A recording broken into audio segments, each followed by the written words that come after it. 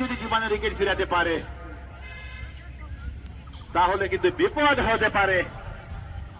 আলমগীর টুর্নামেন্টের অন্যতম সেরা একজন পারফর্মার, বুধবাড়ি বাজার এক্সপ্রেস নামে পরিচিত, অনেক গতিসম্পন্ন বোলার, এই বাংলাদেশ দলের সাবেক দলীয় অধিনায়ক মাশরাফি বিন মর্তুজা খ্যাত আলমগীর।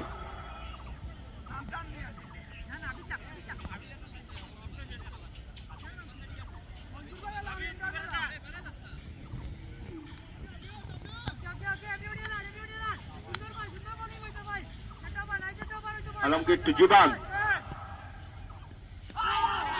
দুর্দান্ত বোলিং, ক্যাপ্টেনের আসলে আস্থা এবং বিশ্বাসের প্রতিদান দেওয়ার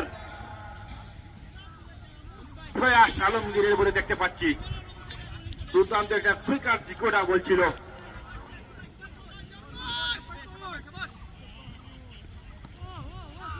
লাইন মিস ভালো বলছিল কিন্তু ওয়াইড।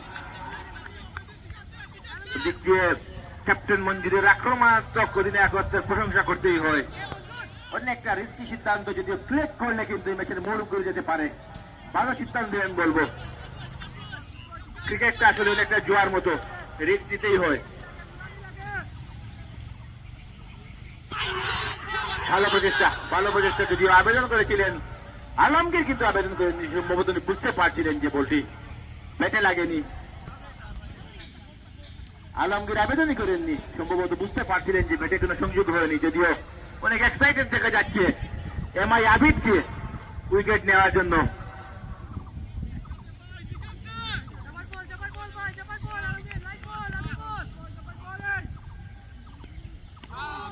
ভালো বলছিল, লাফিয়ে উঠেছিল উইকেট কিপার হামিদের হাতে, সরাসরি কালুবন্দি, কোনো রান হয়নি, কোনো উইকেটও না।